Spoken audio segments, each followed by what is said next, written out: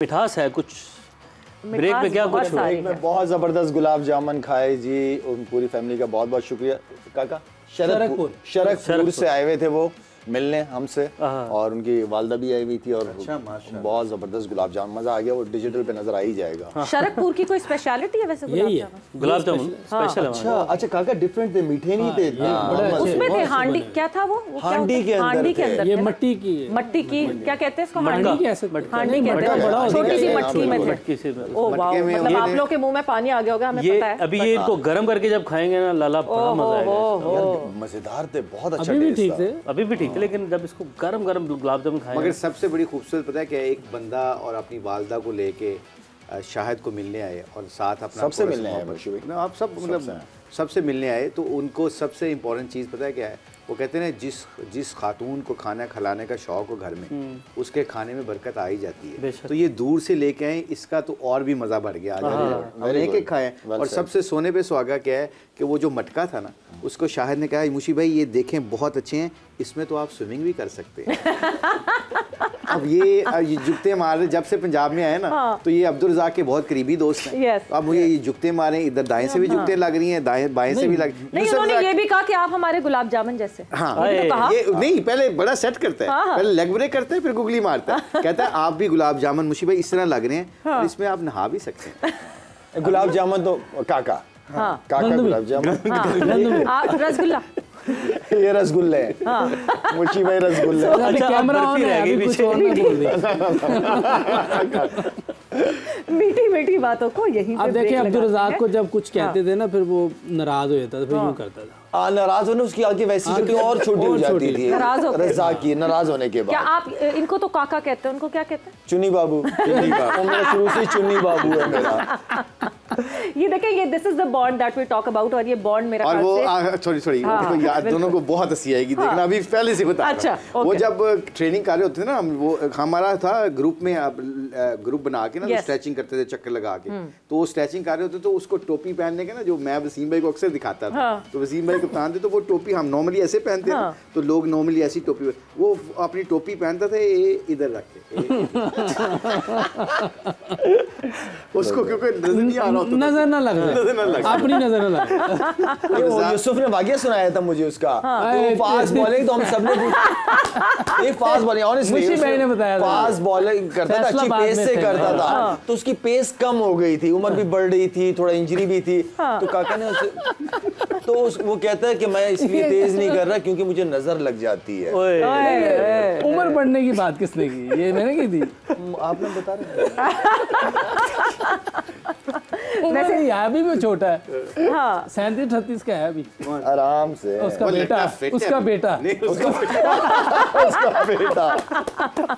वैसे लाला एक दिन मुझे लगता है कि उनको बुला लेना चाहिए। सही हिचकियां लगी होगी इस वक्त अब्दुल रज़ाक को ना, हिचकियां आ रही होगी जोर जोर से, शिद्दत से याद किया की बात है, दोनों कितना उसको याद कर रहे हैं, प्यार से। बहुत टाइम गुजरा ना उस लड़के के साथ, बहुत ही टाइम गुजरा। फिर लड़का, इसलिए कि मैं भी तो अपने आप को लड़के समझता हूँ। लाला को जो ऊंट पे बिठा दिया था, वो क्या हुआ? चलते हुए ना देख, ऊंट पे बिठाया था आपने। ऊंट पे बिठाया तो उसे गिराने की मैंने पूरी कोशिश की, लेकिन मैंने कहा ऊंट गिर जाएगा, वो नहीं गिरेगा। इतने जोर से पकड़ा हुआ था ऊंट को उसने। अब देखो ना रज़ाक ये की कह रहा है, कह रहा खड़ा हो तो लड़का लगता है, चले तो फिर लड़का नहीं लगता। या अल्लाह। अच्छा, हमें बिल्कुल पता नहीं था, हमें मोहम्मद यूसुफ ने बताया कि उसकी टांगे चेक करो, नीचे से यूं है, लोगों की यूं होती है ना, उसकी काका आपने नोट कराया। अच्छा, ये नोट हुआ था। अब्दुल रज़ाक साहब, आज आपको बहुत हिचकी आ रही होंगी, अगर आपको हिचकी आ रही है तो आपको पता होना चाहिए। नहीं याद करें तो छींक आती है ना, छींक नहीं उल्टी आती है। इसको क्या कहते हैं? मेरा ख्याल से हम वापस आ जाते हैं इस कॉन्वर्सेशन में। This is the bond that we talk about. Pakistan team जब ये साथ होते हैं, जाहिर सी बात है अपनी फैमिली से ज़्यादा टाइम साथ गुजारा जाता है। मेरे ख्याल से उस चीज़ को बहुत भरपूर तरीके से याद रखना चाहिए। But Lala, coming back to this current lot of Pakistan team, इस पाकिस्तान टीम में बार बार वक्तन फवक्तन यही बात हुई, the kind of unity these boys have, the kind of banking these boys have, एक दूसरे को बैक करते हुए, एक दूसरे के लिए सेलिब्रेट करते हुए ये लड़के दिखे over the period of time. हमने जब देखा, टीम ने भी अच्छी परफॉर्मेंस दी, सेमीफाइनल्स में भी हम पहुंचे, मगर वो बैकिंग दिखी एक दूसरे के लिए। क्यों जब अब परफॉर्मेंसेस ख़राब होती हैं तो सबसे पहले बात आती है ड्रेसिंग रूम का माहौल ख़राब है, इस वजह से ऐसा हो रहा है? तो ये इस टॉपिक पे तो हमने काफ़ी दिनों से बात करते रहे हैं। जो ब्लेम गेम होते हैं ना, जब आप मैं अपनी चीज़ों पे नज़र ना रखूं और सामने वाले की परफॉर्मेंस पे नज़र रखूं तो इश्यूज तो वहीं शुरू होते हैं ना भाई। जो मेरा काम है मैं तो वो तो पूरा तो करूँ ना, मैं आपके काम पे क्यों नज़र रखूँ?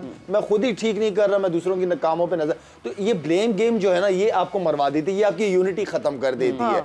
चाहे एक चिंगारी क्यों ना हो, जला देती है ना, पूरा माहौल ख़राब कर देती है। तो बात वही है कि अच्छे वक्त में जब सब साथ होते हैं, मुश्किल वक्त में भी साथ होके देखो। जिस दिन मुश्किल वक्त में एक साथ हो गए, आपके ऊपर मुश्किल वक्त आएगा ही नहीं कभी। मुशी भाई, कोच की इंपॉर्टेंस बढ़ जाती है इस जगह बहुत, बिकॉज ओपन सेशंस की जिस तरह आपने भी एग्जांपल दी है, ये जब इतने दोस्त इतना याराना हो और फिर एकदम से कहीं ना कहीं कोई कॉन्फ्लिक्ट आ जाए, these open sessions are very important and the coach should do that. By the way एक साइकोलॉजिस्ट भी हैं हमारे पास टीम में। 100% कोच का तो और भी ज़्यादा रोल बन जाता है। और दूसरी बात पता है क्या है, ये जो हमारी टीम है ना, इनके अंदर बहुत 80-90% चीज़ें अच्छी हैं।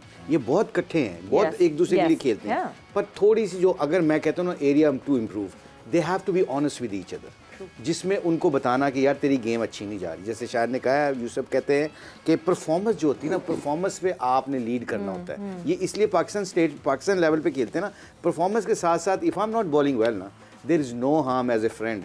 जैसे इंजी ने मुझे कहा था ऑस्ट्रेलिया में वर्ल्ड कप में कि मुशी तेरी बॉलिंग से जान नहीं रही, तू बॉलिंग अच्छी नहीं कर रहा। अब मेरे लिए मुश्किल था ये बात सुनना, मगर वो मेरे लिए बेहतरी थी। मैंने उसको पॉजिटिव लिया, पॉजिटिव लेके मैंने नेट में ज़्यादा मेहनत करना शुरू कर दी, लंबे लंबे स्पेल करना शुरू कर दिए। उसका रिजल्ट क्या हुआ, अल्लाह ने वर्ल्ड कप में उसका रिजल्ट भी दिखा दिया। If that friend was not honest with me, then what happen, दोस्ती तो कायम रहनी थी मगर टाइम निकल जाना था। कई दफ़ा इस लड़कों में एक चीज़ को हम कर सकते हैं, ऑनेस्टी। जैसे एंडी ने बिठा के कमरे में सबको कहा, तुम्हें मुझसे कोई प्रॉब्लम है एज ए कोच? लड़कों ने कहा नो कोच, अब we are happy with you. वो कहता मुझे तुम लोगों से प्रॉब्लम है, तुम लोग इकट्ठे नहीं खेलते। तो मैं कमरा बंद करके जा रहा हूँ, कोई मेरा स्टाफ नहीं होगा, तुम लोग आपस में लड़ो, जो मर्जी करो। When you come out from this room, चीज़ों को दिल साफ करके चीज़ों को सॉर्टेड आउट करके आना।